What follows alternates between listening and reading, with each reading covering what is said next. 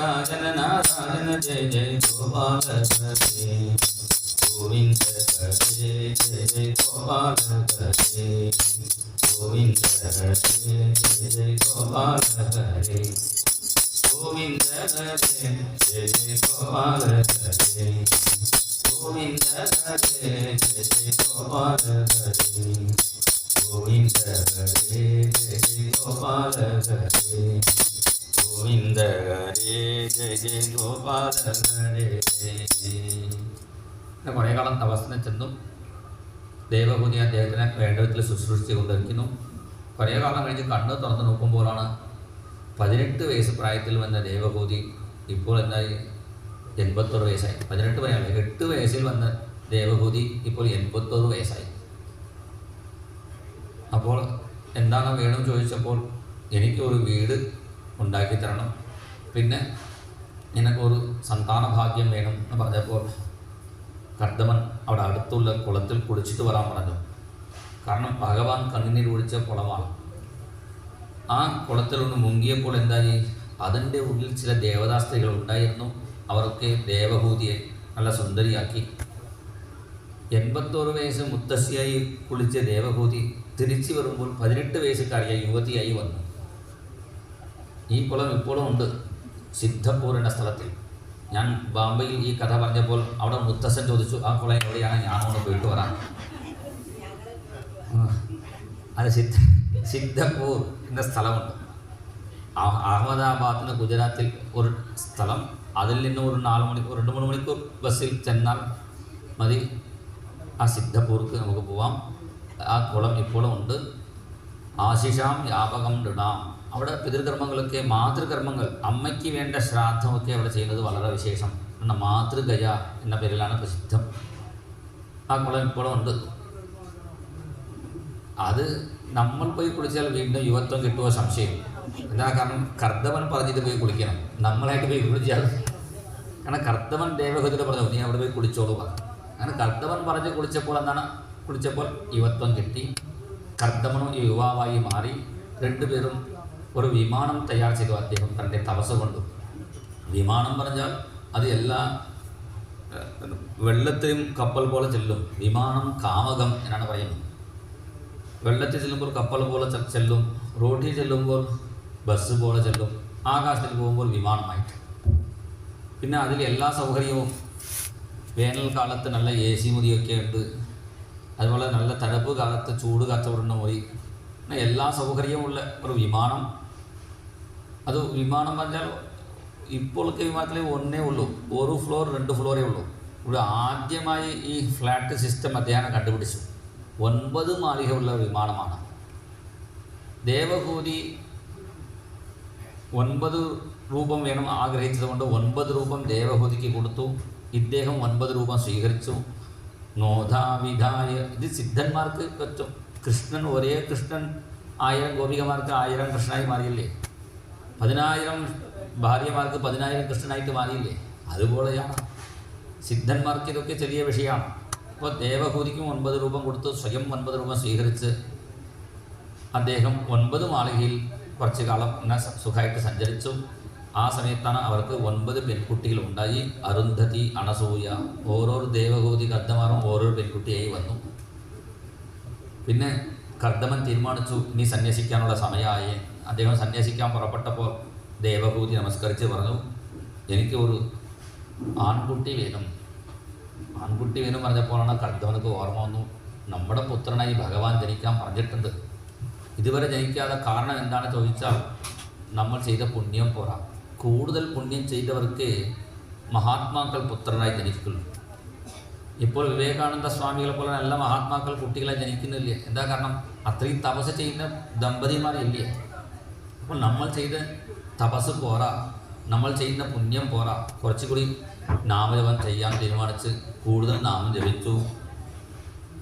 ബോലോ നാരായണ ജയ് ജയ് വിഠല, ബോലോ നാരായണ ജയ് ജയ് വിഠല, ലക്ഷ്മീ നാരായണ രംഗ രംഗ വിഠല, ലക്ഷ്മീ നാരായണ രംഗ രംഗ വിഠല, ഗോവിന്ദ വിഠല ഗോപാല വിഠല.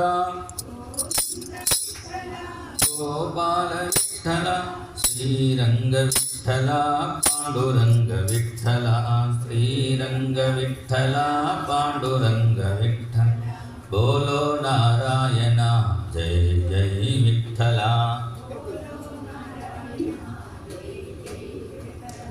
लक्ष्मी नारायण रंग रंग विठ्ठल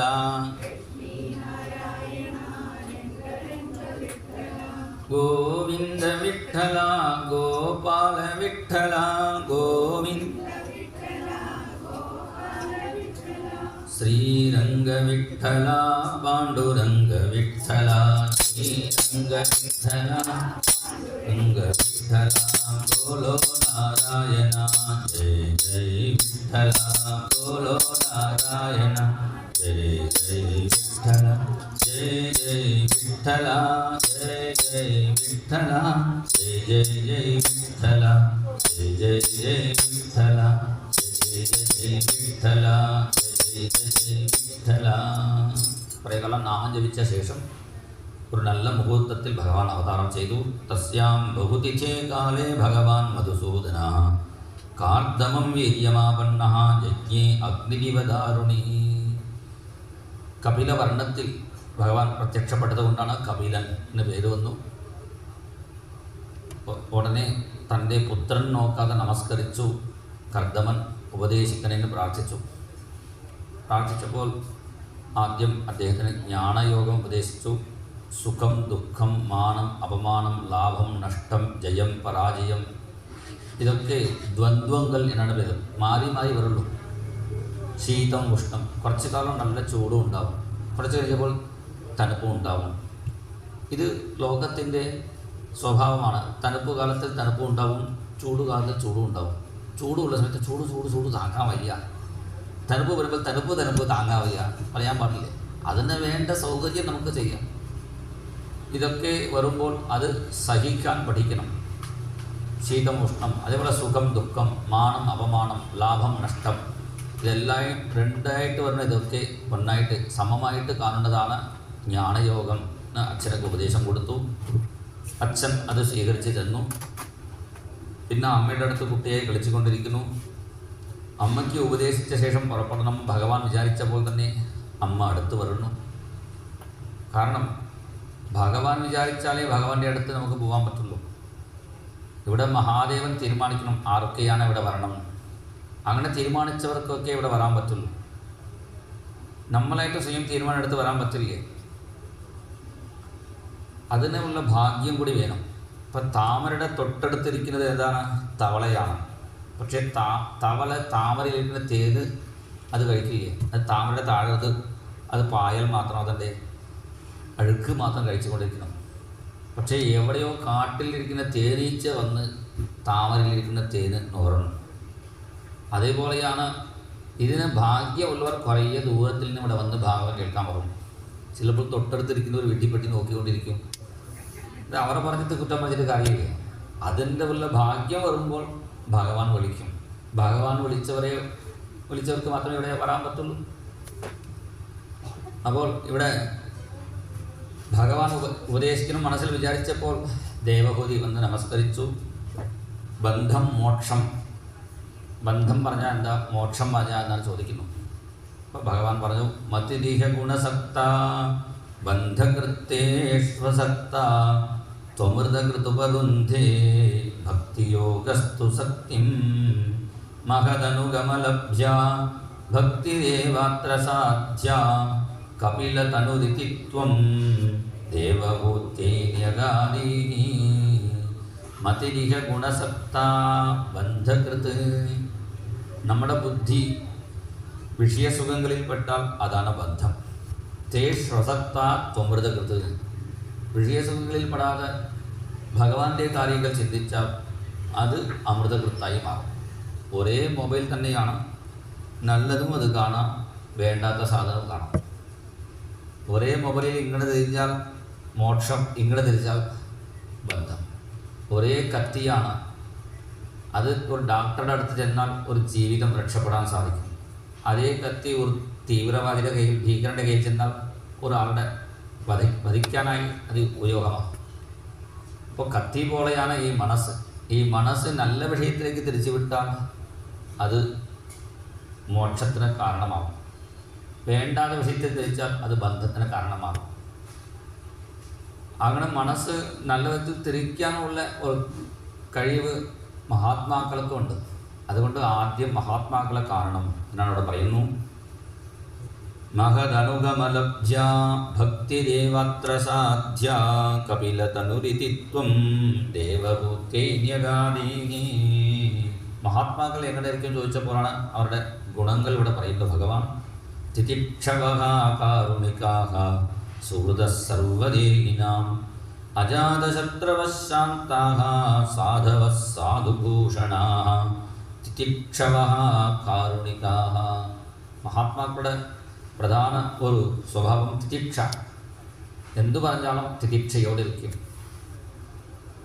ചില മഹാത്മാക്കളുടെ കഥ കേട്ടാൽ ഇങ്ങനെ നമുക്ക് ഇരിക്കാൻ സാധിക്കുമോ തോന്നിപ്പോ. ഏകനാഥൻ പേരുള്ള മഹാത്മാ ഉണ്ടായിരുന്നു മഹാരാഷ്ട്ര ദേശത്തിൽ. അദ്ദേഹം കുളി കഴിഞ്ഞ് വരുന്ന സമയത്ത് ഒരു ദുഷ്ടൻ ചെയ്തു. വെറ്റിലപ്പാക്കിട്ട് മുറുക്കി അദ്ദേഹത്തെ തലയിൽ തുപ്പിയപ്പോഴും അദ്ദേഹം ആ തുപ്പിയാളോട് ഒന്നും പറഞ്ഞിട്ടില്ല. വീണ്ടും പോയി കുളിച്ച് വന്നു. ഇയാൾ വീണ്ടും റെഡിയാക്കി ഇങ്ങനെ തുപ്പാൻ തുടങ്ങി. ഇങ്ങനെ രാവിലെ തുടങ്ങിയതാണ് 6 മണിക്ക്. ഉച്ച 1 മണിയായി. മുറുക്കി ഇയാളുടെ വായി വേദനിക്കാൻ തുടങ്ങി. ഇദ്ദേഹം വീണ്ടും കുളിച്ച് വന്നു. അപ്പോൾ തുപ്പിയ ആൾ മ്ലേച്ഛനാണ്. അവൻ താഴോട്ട് വന്ന് അദ്ദേഹത്തിനോട് നമസ്കരിച്ച് ചോദിച്ചു, ഇത്ര കാലം തുപ്പിട്ട് നിങ്ങൾക്ക് ദേഷ്യം വന്നില്ലല്ലോ.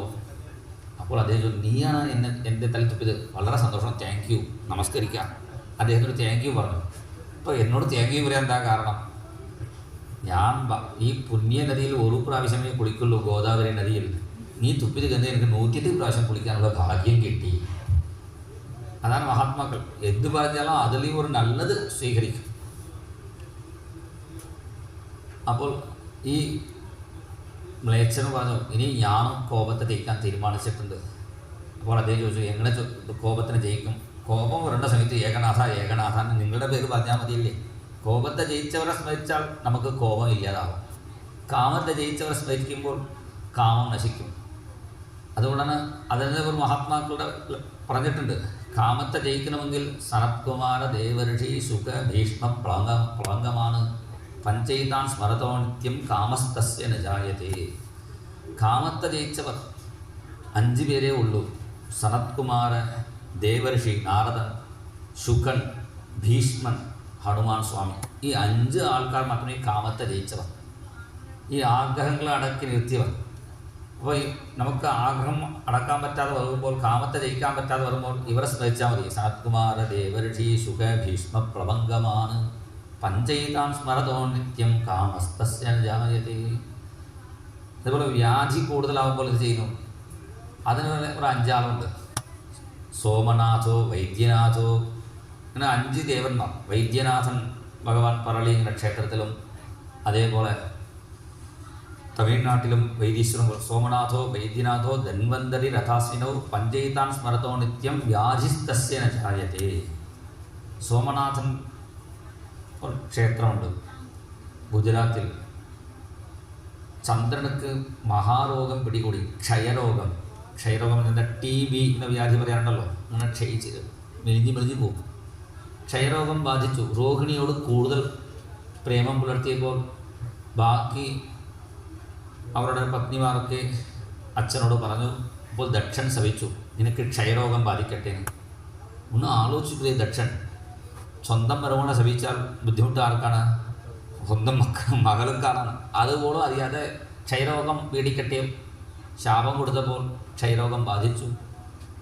അപ്പോൾ മഹാദേവനെ പ്രാർത്ഥിച്ചു. സോമനാഥൻ ആ ക്ഷേത്രത്തിൽ ചെന്ന് മഹാദേവനെ പ്രാർത്ഥിച്ചപ്പോൾ മഹാദേവൻ എൻ്റെ ശിരസിൽ നിന്നെ വയ്ക്കാം, അപ്പോൾ നിനക്കുറിച്ച് കൂടുതൽ ഭംഗി ഉണ്ടാവും. ക്ഷയം ഉണ്ടായാലും അർദ്ധചന്ദ്രനായാലും മഹാദേവൻ്റെ ശിരസിലാകുമ്പോൾ നല്ല ഭംഗി ഉണ്ടാവും.